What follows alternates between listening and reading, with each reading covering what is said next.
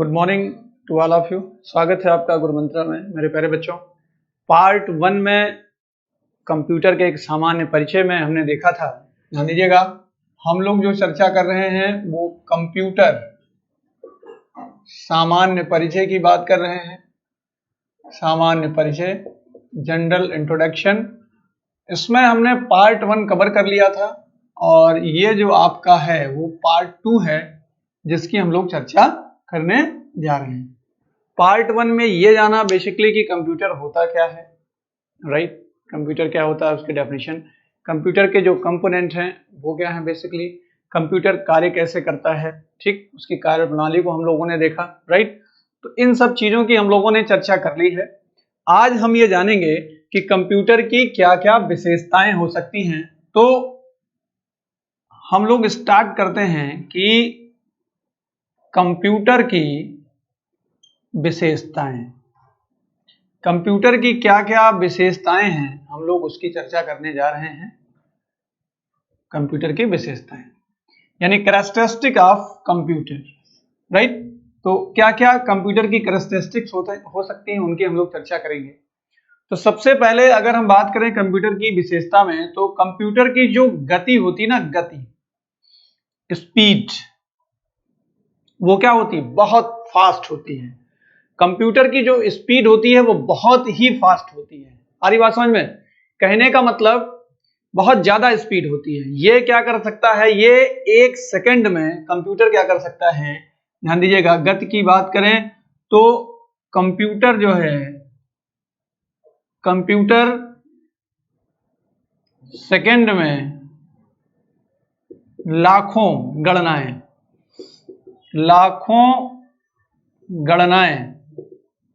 ठीक है, कर सकता है। लाखों गणनाएं कर सकता है। पहली सबसे खास बात कि कंप्यूटर सेकंड में लाखों गणनाएं कर सकता है। सेकंड का मतलब समझ रहे ना, सेकंड का मतलब 1 सेकंड, ठीक, 1 सेकंड में वो लाखों गणनाएं कर सकता है, ठीक है, ये ध्यान रखना। दूसरी सबसे खास बात स्पीड को लेके और क्या हो सकता है कि कंप्यूटर जो है, ध्यान दीजिएगा, कंप्यूटर क्या कर सकता है, कंप्यूटर में जो प्रोसेसर होता है, प्रोसेसर, उसकी स्पीड हम लोग हर्ट्ज में मापते हैं। किसमें मापते हैं? हर्ट्ज में। कंप्यूटर की जो स्पीड है, ध्यान दीजिएगा, कंप्यूटर के जो प्रोसेसर हैं, कंप्यूटर के प्रोसेसर की स्पीड की जो स्पीड है वो हर्ट्ज, किसमें मापते हैं हम लोग? हर्ट्ज में मापते हैं, हर्ट्ज, ठीक है, हर्ट्ज में मापते हैं। किसमें मापते हैं? हर्ट्ज में, हर्ट्ज में होती है, ठीक है, ये बात समझ में आई? अच्छा, एक इसमें जो सबसे मोस्ट इंपॉर्टेंट पॉइंट है, ये क्वेश्चन पूछा जाता है कि कंप्यूटर की गति को किसमें मापते हैं हम लोग, ठीक है? तो जो कंप्यूटर की गति है, कंप्यूटर की गति को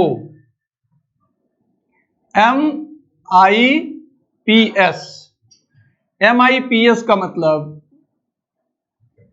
मिलियन इंस्ट्रक्शन, ठीक है, मिलियन इंस्ट्रक्शन पर सेकंड, मिलियन इंस्ट्रक्शन पर सेकंड में मापते हैं। मिलियन इंस्ट्रक्शन पर सेकंड में मापते हैं, ठीक है। नोट करके एक पॉइंट इसमें हम लोग लिख लेंगे कि वर्तमान में जो कंप्यूटर है, ध्यान दीजिएगा, वर्तमान में जो कंप्यूटर है, ठीक है, वो वर्तमान में जो कंप्यूटर है,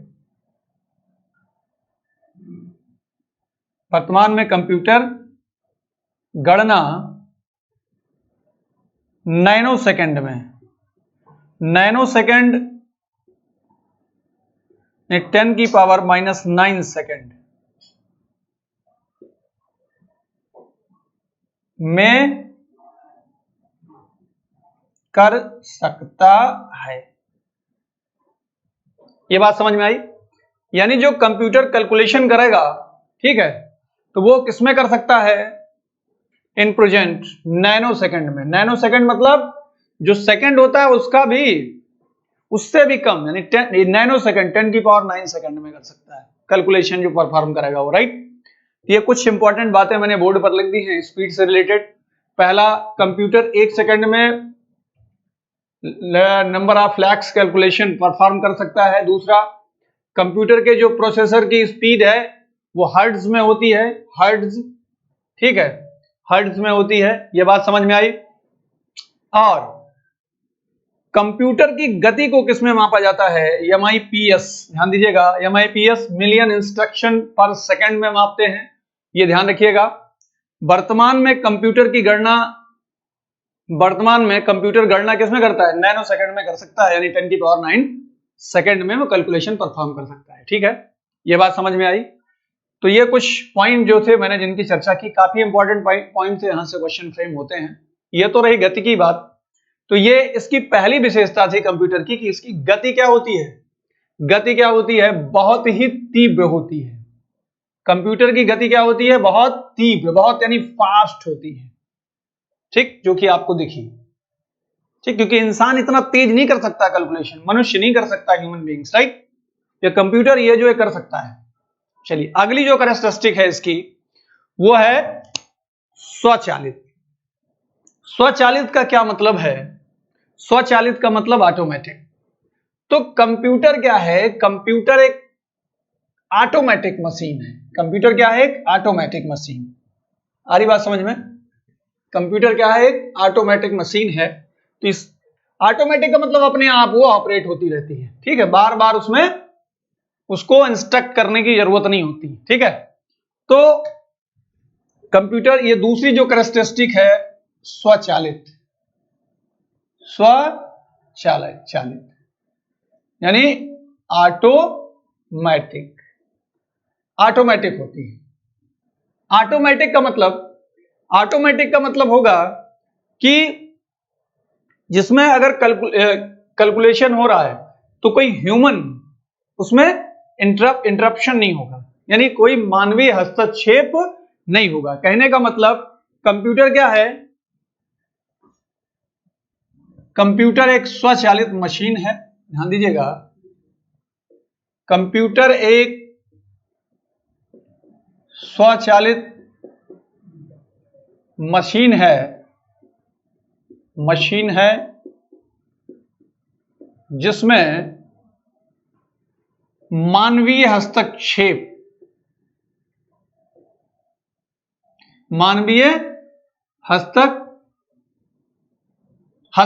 कह सकते हैं, मानवीय हस्तक्षेप, ठीक है, जिसमें मानवीय जो हस्तक्षेप है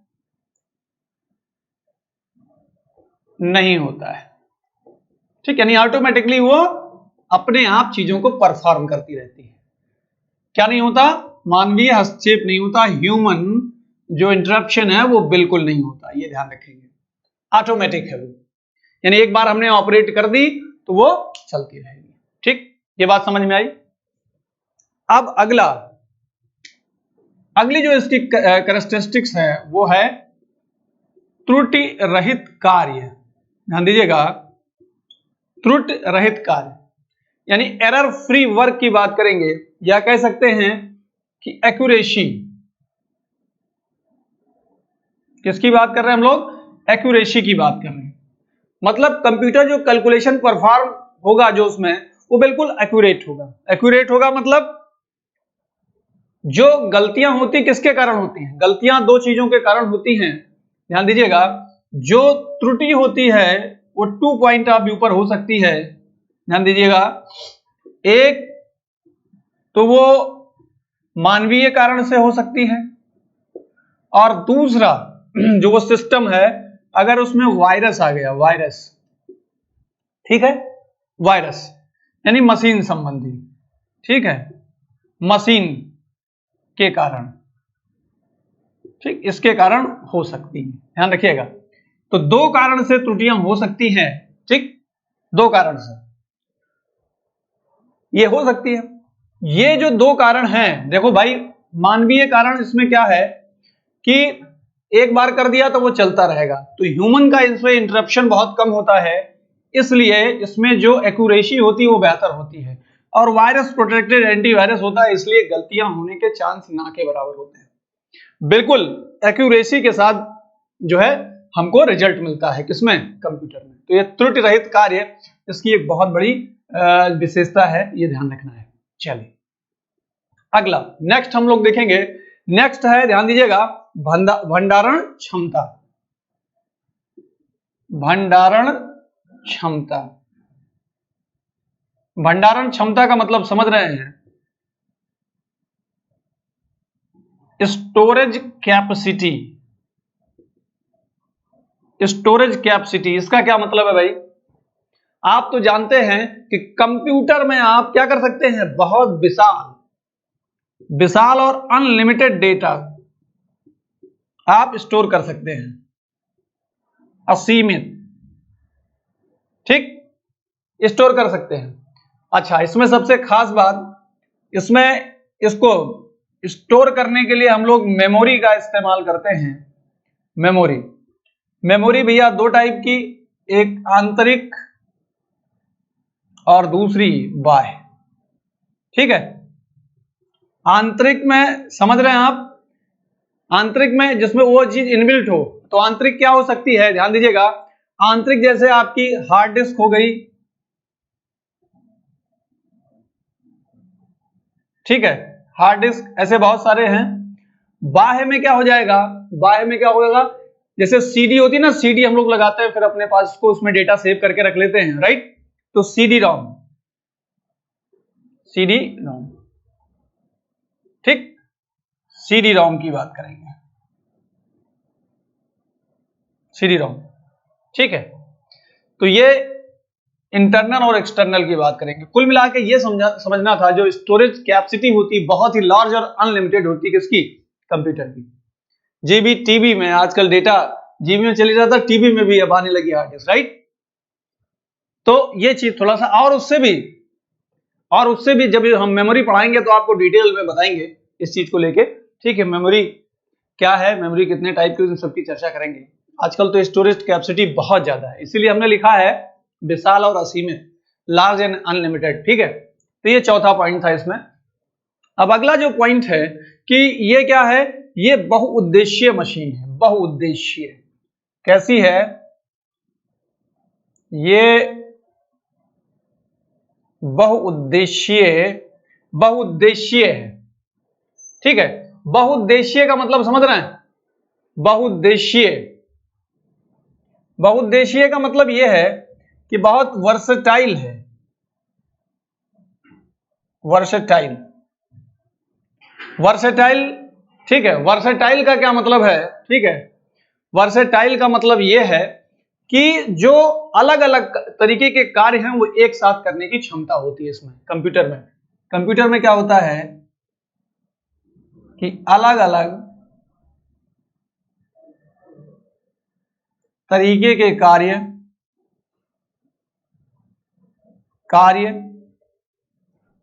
एक साथ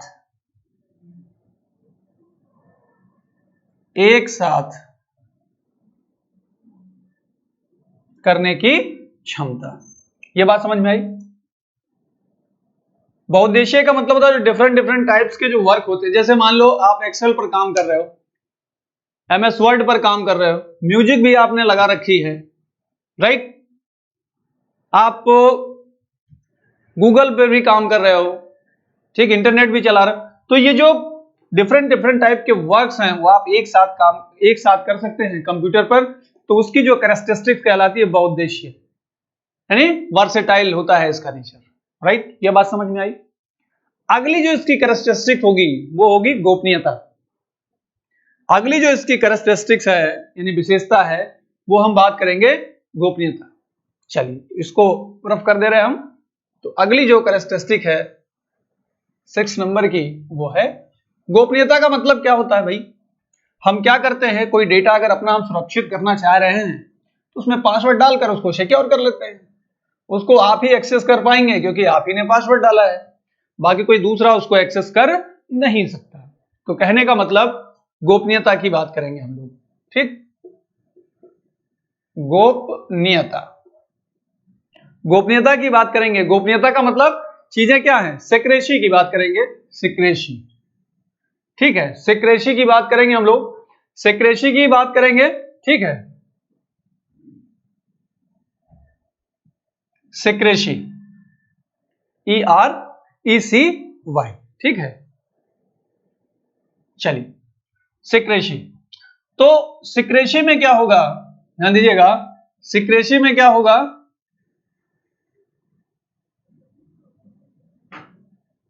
सिक्रेसी, ठीक है। सिक्रेसी में मतलब क्या करेंगे हम लोग, कोई भी डेटा है, कोई भी चीज है, तो उसमें पासवर्ड डाल के उसको क्या कर देंगे हम लोग, सिक्योर कर देंगे, तो उसको केवल हम ही लोग एक्सेस कर पाएंगे, ठीक। यानी पासवर्ड का प्रयोग करके, किसका प्रयोग करके, पासवर्ड, ठीक है, पासवर्ड का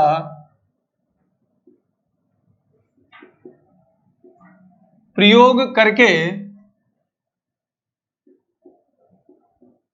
पासवर्ड का प्रयोग करके डेटा को गोपनीय बनाना, ठीक है। डेटा को क्या बनाना, गोपनीय बनाना, यह बात समझ में आई, ठीक है। बनाना कंप्यूटर का कार्य होता है, तो ये इसकी विशेषता है कि पासवर्ड से आपके डेटा को प्रोटेक्ट कर देगा और केवल आप ही उसको एक्सेस कर पाएंगे, तो ये गोपनीयता की बात होगी, ठीक। क्योंकि सिक्योरिटी तो बहुत जरूरी है ना आज के समय में, बहुत ज्यादा जरूरी है। चलिए अगली हम लोग बात करेंगे सक्षमता, सक्षमता, सक्षमता, डिलीजेंस की बात होगी, डिलीजेंस, सक्षमता, ठीक है। इसका क्या मतलब है भाई, वातावरण का इस पर कोई प्रभाव नहीं पड़ता, कैसा भी टेम्परेचर हो, कोई मतलब नहीं है उसका, ठीक है, कोई मतलब नहीं है। यानी सक्षमता का मतलब इस पर वातावरण का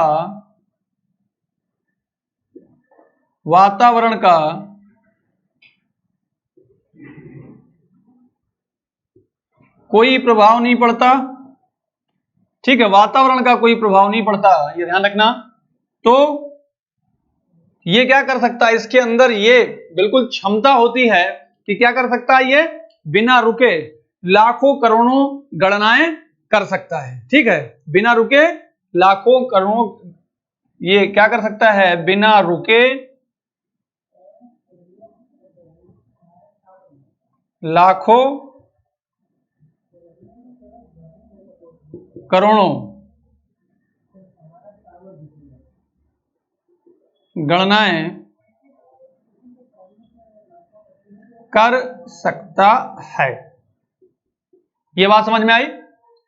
चलिए अब अगला जो पॉइंट देखेंगे हम लोग, वो देखेंगे स्फूर्ति की बात करेंगे, स्फूर्ति, स्फूर्ति की बात करेंगे। स्फूर्ति का मतलब समझ रहे हैं, एगिलिटी की बात करेंगे, ठीक है। एगिलिटी, एगिलिटी क्या होती है, सब टेक्निकल टर्म है, आपको ध्यान रखना है। एगिलिटी, स्फूर्ति का मतलब क्या होता है कि कंप्यूटर क्या होता है, एक मशीन है, ठीक। तो ये बिल्कुल जो ह्यूमन बीइंग्स के जो डिमेरिट्स होते हैं ये उसमें नहीं होते, तो ये क्या कर सकता है, ठीक है, ये बिना बोरियत और बिना थके हुए हर बार ये समान क्षमता से कार्य करता है, ये बात समझ में आई। कहने का मतलब क्या है कि पहली चीज तो कंप्यूटर क्या है, कंप्यूटर एक मशीन है, एक मशीन है जो क्या, जो मानव दोषों से रहित, जो मानव दोषों से, जो मानव दोषों से रहित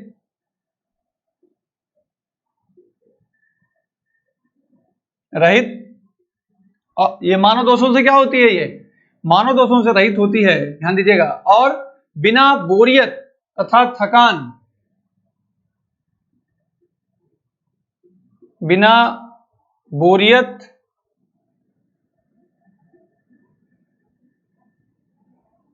तथा थकान के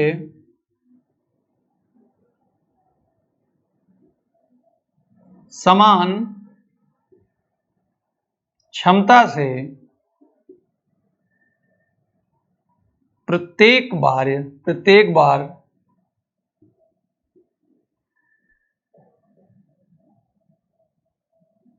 कार्य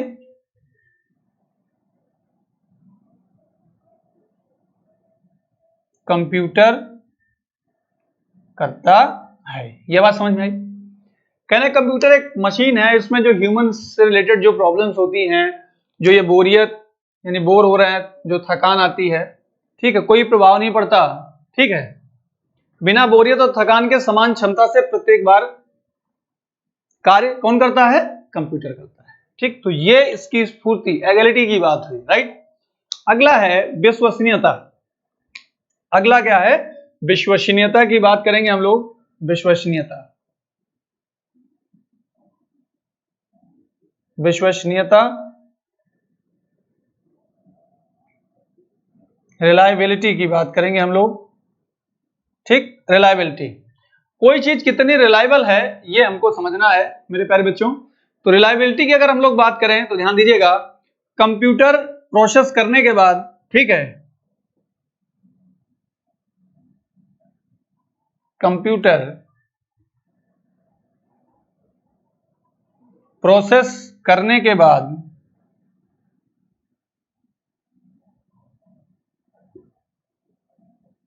सही तथा भरोसेमंद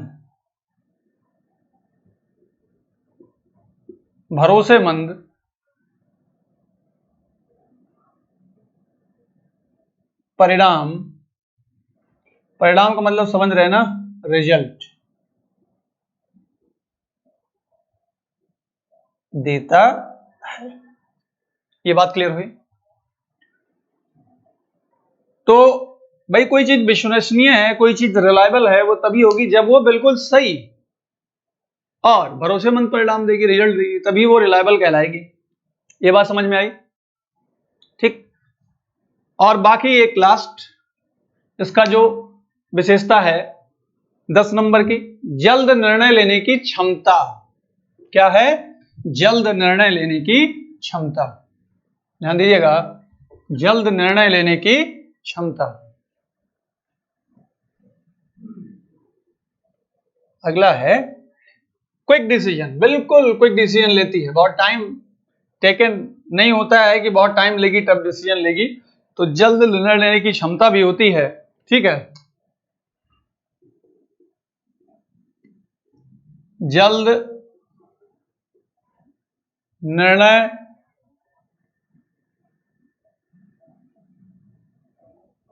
लेने की क्षमता, quick decision making power, quick decision making power, right. यानी बहुत जल्दी वो निर्णय ले लेती है जो उसकी सिचुएशंस होती हैं। ठीक है, कंप्यूटर परिस्थितियों का विश्लेषण करके, कंप्यूटर क्या करता है? कंप्यूटर परिस्थितियों का विश्लेषण करके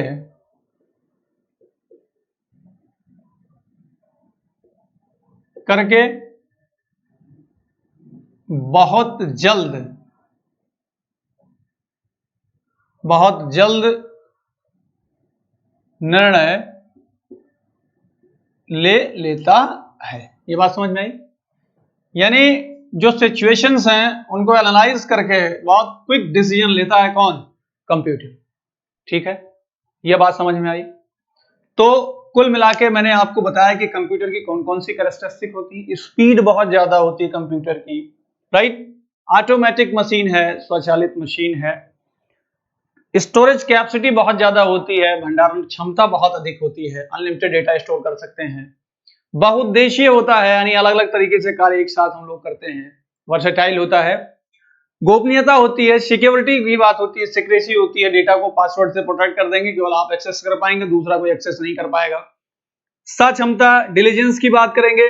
इसका मतलब क्या है कि भाई वातावरण का कोई प्रभाव नहीं पड़ता, बिना रुके लाखों करोड़ों गणनाएं ये कर सकता है, ठीक है, कोई दिक्कत नहीं होगी इसमें।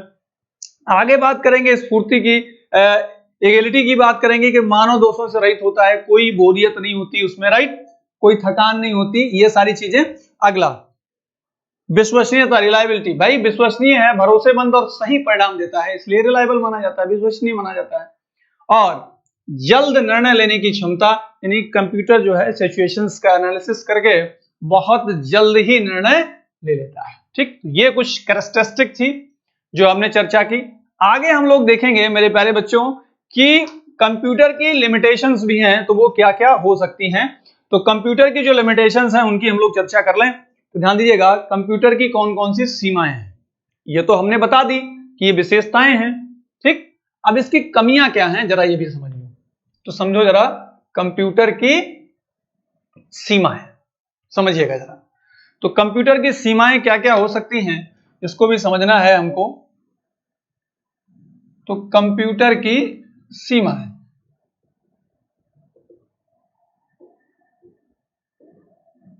Limitations of computer, limitations of computer क्या क्या हो सकती हैं भाई। सबसे पहली बात इसमें कि इसको जितना बताया जाता है उतना ही करता है।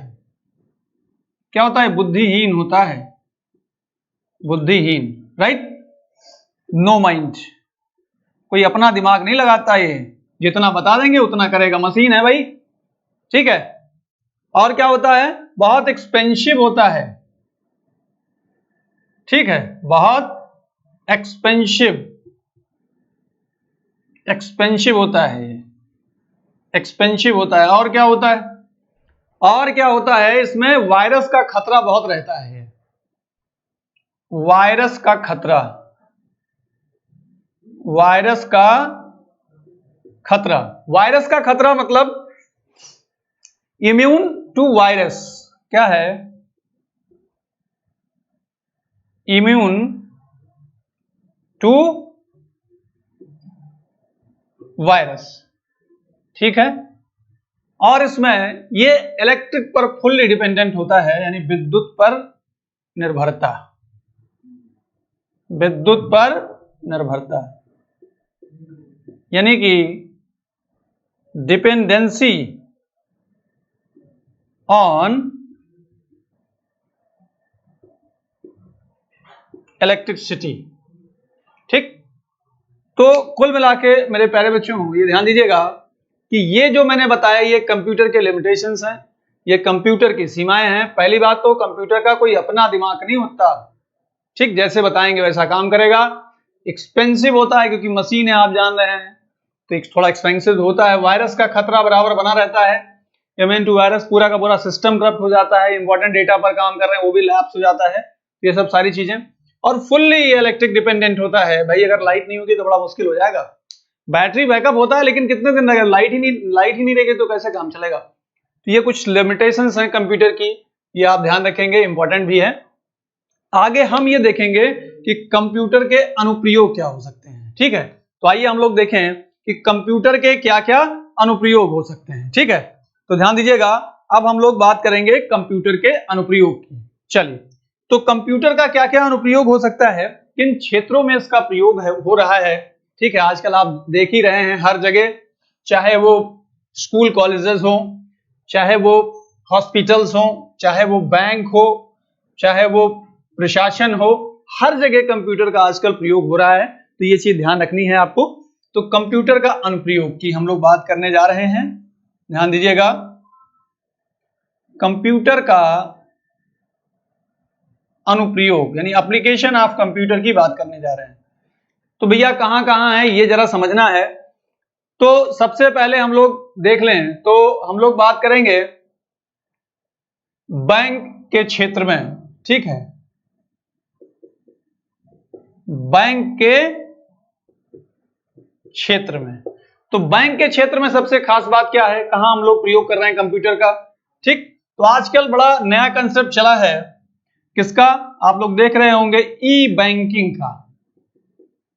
ई बैंकिंग, ठीक है, ई बैंकिंग, एटीएम हो गया आपका, ऑटोमेटिक टेलर मशीन हो गया, ईसीएस हो गया, इलेक्ट्रॉनिक क्लियरिंग सर्विसेज हो गया, तो ये सब बैंक के क्षेत्र में है, राइट। अगला हम लोग देखेंगे चिकित्सा के क्षेत्र में। चिकित्सा के क्षेत्र में इसमें क्या है भाई? मेडिकल एरिया में क्या है, ध्यान दीजिएगा। तो आप लोग जो देखते हैं, एक्सरे होता है, एक्सरे, सीटी स्कैन होता है, ठीक। तो ये सब क्या होता है? सब का सब ये कंप्यूटराइज्ड होता है। क्या होता है? सबका सब ये कंप्यूटराइज्ड होता है, राइट। शिक्षा के क्षेत्र में ले लें तो आजकल देख ही रहे हैं, शिक्षा के क्षेत्र में ऑनलाइन एजुकेशन पर बहुत फोकस हो रहा है आजकल। तो एजुकेशन फील्ड में, ठीक है, रिपोर्ट वगैरह जो बनाई जाती है, रिपोर्ट बनाने में, रिपोर्ट मतलब समझ रहे हैं ना, बच्चे की जो प्रोग्रेस रिपोर्ट है कहां बनाई जाती है? आजकल कंप्यूटर से ही कंप्यूटराइज्ड डेटा मिलता है ना, वो सारी चीजें। चलिए, और बाकी हम लोग देखेंगे इसमें, जैसे हम लोग देखेंगे कि वायुयान तथा रेलवे आरक्षण के क्षेत्र में, वायुयान तथा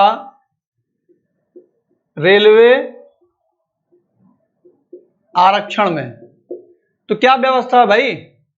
यहां पे व्यवस्था है ई टिकटिंग और ई रिजर्वेशन। ई क्या है?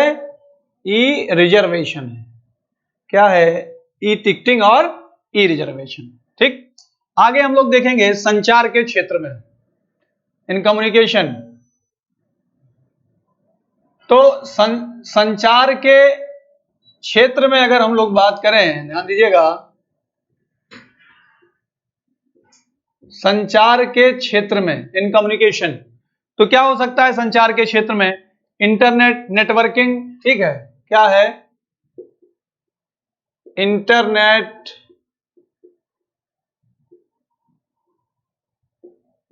नेटवर्किंग, तो ये सब सारी चीजें हैं संचार के क्षेत्र में। अगर हम लोग प्रशासन के क्षेत्र में देखें, किसके क्षेत्र में? प्रशासन के क्षेत्र में।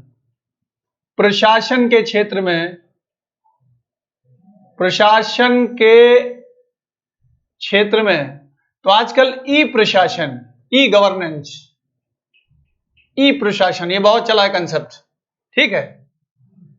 कोई भी फाइल अपडेट करनी है ऊपर लेवल तक, तो एक के ऊपर एक वो अपडेट होता जाता है, राइट। ये बात समझ में आई? चलिए आगे हम लोग बात करेंगे, इसमें हम लोग बात करेंगे कि मनोरंजन के क्षेत्र में। मनोरंजन के क्षेत्र में भाई कहां कहां है? मनोरंजन के क्षेत्र में, मनोरंजन के क्षेत्र में जैसे भाई हम लोग सिनेमा हॉल वगैरह जाते हैं, ठीक है, सिनेमा में आजकल इस्तेमाल हो रहा है, वीडियो गेम में, ठीक है। तो इन सब क्षेत्रों में भी चीजें चल रही हैं, ध्यान दीजिएगा। अगला जो नेक्स्ट है वो हम बात करेंगे इसके क्षेत्र में, सुरक्षा के क्षेत्र में, ठीक, ध्यान दीजिएगा। किसके क्षेत्र में? सुरक्षा के क्षेत्र में। तो सुरक्षा के क्षेत्र में अगर आप देखें तो सुरक्षा के क्षेत्र में क्या है कि एयरक्राफ्ट की जो ट्रैकिंग है, जो हवाई हमले हैं और ये सब सारी चीजें, ठीक है। सुरक्षा के क्षेत्र में अगर बात करें तो एयरक्राफ्ट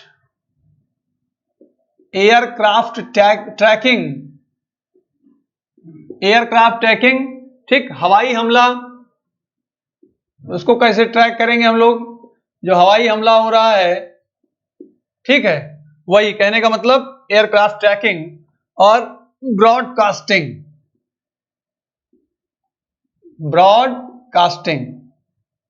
ठीक है। ब्रॉडकास्टिंग की बात करेंगे, आप देखिए मिलिट्री वगैरह में हेलो हेलो बोलते हैं सब लोग, रिपोर्टिंग, तो ये सब सारी चीजें ब्रॉडकास्टिंग के माध्यम से होती हैं, ठीक है। तो एयरक्राफ्ट ट्रैकिंग, ब्रॉडकास्टिंग, ये सब बहुत सारी चीजें हैं ऐसे, ठीक है, जिसको समझना है। और ध्यान दीजिएगा, एक और रह गया तो उसको भी मैं मेंशन कर ही दूं कहीं, ठीक है। ध्यान दीजिएगा, एक और रह गया, तो ये हम लोग यहां पे मेंशन कर दे रहे हैं, किस क्षेत्र में रह गया, उद्योग के क्षेत्र में।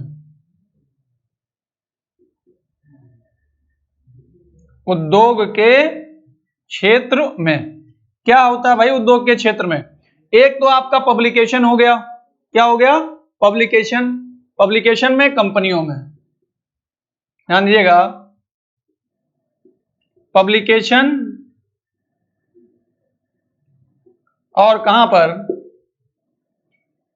पब्लिकेशन में और कंपनियों में। यह बात समझ में आई, ये चीज क्लियर हुई? तो ये कुछ एरियाज से जहां पर हमने बात की, ठीक, कुछ और भी हैं लेकिन जो इंपॉर्टेंट है मैंने उसकी बात कर दी, ठीक। विज्ञान और विज्ञान के क्षेत्र में अगर बात करें और इंजीनियरिंग के क्षेत्र में, तो जो कलेक्शन होता है अच्छी चीजों का वो वहां पर रखा जाता है, कोई रिसर्च चल रही है वहां पर की जाएगी वो। चलिए, तो मेरे प्यारे बच्चों ये कुछ इंपॉर्टेंट जो एप्लीकेशन थे कंप्यूटर के वो मैंने चर्चा की, ठीक। बैंक के क्षेत्र में ले लीजिए आप, और मेडिकल के क्षेत्र में, एजुकेशन के लेवल पे, और जो है इंडस्ट्री लेवल पर, और ये जो रेलवे और वायुयान का जो आरक्षण होता है आप देखिए भीड़ लगी रहती है, ठीक है। तो ये सब सारी चीजें कम्युनिकेशन के एरिया में और गवर्नेंस के एरिया में और एंटरटेनमेंट के एरिया में सारी चीजों की चर्चा मैंने की कि कहां कहां पर कंप्यूटर का प्रयोग हो रहा है आजकल। आप देख रहे हैं हर जगह हो रहा है कंप्यूटर का प्रयोग, आजकल हर जगह हो रहा है। तो ये मैंने जो मुख्य चीजें थी उनकी चर्चा कर ली। अब आपको आइडिया लग गया होगा क्योंकि आप भी देखते रहते हैं, ठीक है, सारी चीजें क्लियर है। चलिए अगला जो है अब हम लोग ये देखेंगे मेरे प्यारे बच्चों कि अगला जो कंप्यूटर का, ये तो चलो अनुप्रयोग हो गया, अब कंप्यूटर के अनुप्रयोग की क्या प्रभाव है, यानी जो हम लोग प्रयोग कर रहे हैं कंप्यूटर का तो उसका क्या प्रभाव क्या पड़ रहा है। ध्यान दीजिएगा, तो कंप्यूटर के अनुप्रयोग का प्रभाव, तो क्या प्रभाव है जरा उसको भी हम लोग समझ लें, ठीक है। तो कुछ तो चीजें अच्छी हैं कंप्यूटर के प्रयोग से, लेकिन कुछ चीजों में बहुत नुकसान हो रहा है। जैसे कंप्यूटर क्या करता है, कई आदमियों का काम वो अकेले कर ले रहा है आजकल, ठीक। तो जहां समय की बचत हो रही है वो तो बहुत बढ़िया है, लेकिन कई आदमियों का अगर काम कर रहा है वो, तो कहीं ना कहीं बेरोजगारी की एक बहुत बड़ी समस्या निकल के आ रही है। तो कंप्यूटर के अनुप्रयोग का प्रभाव, ध्यान दीजिएगा, कंप्यूटर के अनुप्रयोग का प्रभाव, अनुप्रयोग का प्रभाव जो होगा उसकी बात हम लोग करने जा रहे हैं, ठीक है। यानी इंपैक्टिंग फैक्टर्स ऑफ कंप्यूटराइजेशन, या कह सकते हैं impact of computerisation, impact of computerisation, impact of computerisation, ठीक है। क्या होगा भाई, क्या इंपैक्ट होगा इसमें? सबसे खास बात कि सबसे ज्यादा जो प्रभाव क्या पड़ रहा है भाई, प्रभाव ये पड़ रहा है कि टाइम की तो बचत हो रही है, मैंने बताया अभी, समय की बचत हो रही है, ठीक। और जो पेपर इस्तेमाल होते थे उनकी भी काफी बचत हो रही है, कागज की भी बचत हो रही है, कागज की काफी बचत हो रही है, राइट, कागज की भी बचत हो रही है, और समय की बचत, कागज की बचत, और क्या दिक्कत है, और सबसे बड़ी जो बात है कि त्रुटि रहित कार्य हो रहा है, त्रुटि रहित कार्य, ठीक। ये भी चलो ठीक है भैया। अगला क्या है जो सबसे बड़ी समस्या निकल के आ रही है, ठीक है, वो क्या है, वो है बेरोजगारी,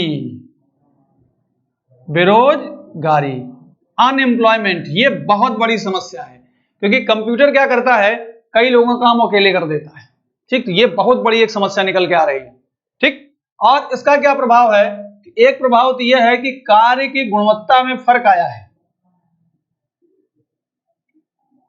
कार्य की गुणवत्ता यानी वर्क क्वालिटी, ये मेंटेनेंस, ठीक है, ये बहुत मायने रखता है इसमें। यानी समय की बचत होगी, जो वर्क होगा उसमें क्वालिटी मेंटेन हो रही है, कागज की बचत हो रही है, त्रुटि रहित कार्य हो रहा है। लेकिन जो सबसे बड़ी समस्या निकल के आ रही है अनएम्प्लॉयमेंट यानी बेरोजगारी निकल के आ रही है।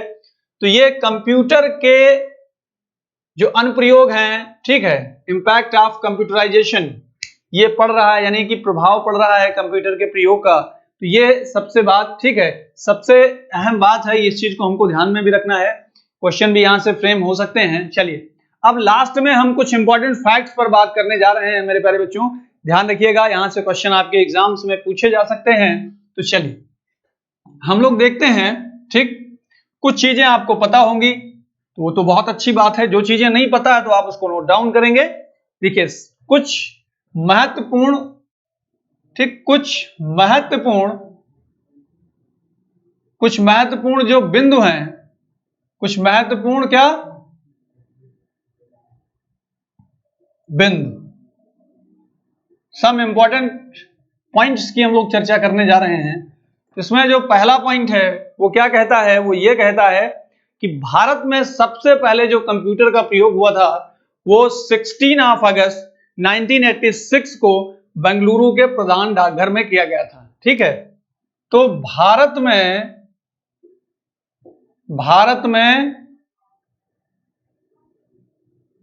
कंप्यूटर का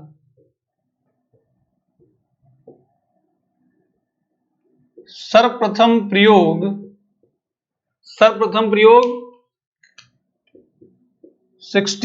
अगस्त 1986 को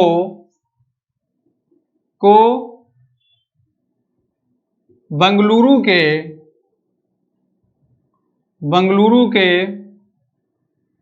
प्रधान डाकघर में किया गया। ठीक, किया गया, सबसे पहली बात। दूसरी बात क्या कि भारत का प्रथम पूर्ण कंप्यूटरीकृत, ध्यान दीजिएगा, भारत का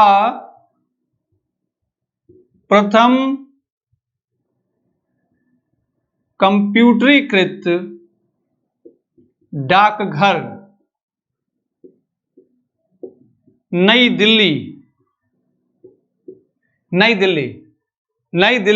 है।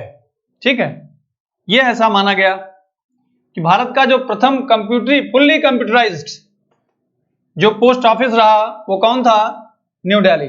ठीक है, अगला जो पॉइंट है वो क्या कहता है, वो ये कहता है कि जो विश्व साक्षरता दिवस है, ध्यान दीजिएगा, विश्व कंप्यूटर साक्षरता दिवस, विश्व कंप्यूटर साक्षरता दिवस, ठीक है, यानी वर्ल्ड कंप्यूटर लिटरेसी डे, साक्षरता दिवस 2 दिसंबर को प्रतिवर्ष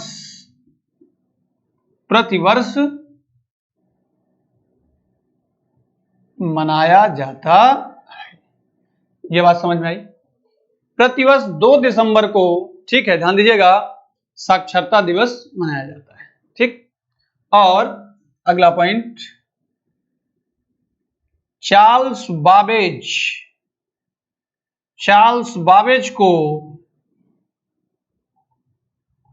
कंप्यूटर का पितामह यानी फादर ऑफ कंप्यूटर, ठीक है, कहा जाता है। ठीक है, यह बात समझ में आई। तो ये कुछ पॉइंट हमने बताए जो फैक्चुअल हैं। भारत में कंप्यूटर का प्रथम प्रयोग 16 अगस्त 1986 को बेंगलुरु के प्रधान डाकघर में किया गया, और पहला फुल्ली कंप्यूटराइज्ड जो पोस्ट ऑफिस डाकघर था वो नई दिल्ली में। जो विश्व कंप्यूटर साक्षरता दिवस ये 2 दिसंबर को प्रतिवर्ष मनाया जाता है, एवरी ईयर। चार्ल्स बाबेज को कंप्यूटर का पितामह, फादर ऑफ कंप्यूटर कहा जाता है। ठीक है, और बाकी कुछ पॉइंट्स हैं जिसका हम लोग डिस्कशन कर लेते हैं। ठीक है, अगले पॉइंट्स क्या हैं जरा देखें। अगले जो पॉइंट हैं, जो मॉडर्न कंप्यूटर, ठीक है, इसका श्रेय किसको जाता है, तो जो आधुनिक कंप्यूटर है, ठीक है, आधुनिक कंप्यूटर का जनक ध्यान दीजिएगा, जो मॉडर्न कंप्यूटर है, आधुनिक कंप्यूटर का जनक किसको माना जाता है? एलन ट्यूरिंग को माना जाता है। किसको माना जाता है? Alan Turing. एलन ट्यूरिंग को माना जाता है या कहा जाता है, ऐसा कह सकते हैं। एलन ट्यूरिंग को कहा जाता है। ठीक, अगला पॉइंट, अगर हम बात करें कि जो पहला कंप्यूटर का जो आर्किटेक्चर था वो किसने दिया था, तो जॉन वॉन न्यूमैन ने दिया था। ठीक है, यानी जो पहला कंप्यूटर आर्की जो टेक्चर था, पहला कंप्यूटर जो आर्किटेक्चर था, आर्किटेक्चर वो किसने दिया था? Von Neumann. वॉन न्यूमैन ने दिया था। जॉन वॉन था, वॉन नहीं, जॉन वॉन न्यूमैन ने दिया था। राइट, अगला, नेक्स्ट, अगला क्या है कि भारत में जो पहला पर्सनल कंप्यूटर आया उसका क्या नाम था? भारत का पहला पर्सनल कंप्यूटर कौन था? सिद्धार्थ। कौन था? सिद्धार्थ। ये बात समझ में आई? तो भारत का पहला जो पर्सनल कंप्यूटर था उसका क्या नाम था? सिद्धार्थ। विश्व में, ध्यान दीजिएगा, विश्व में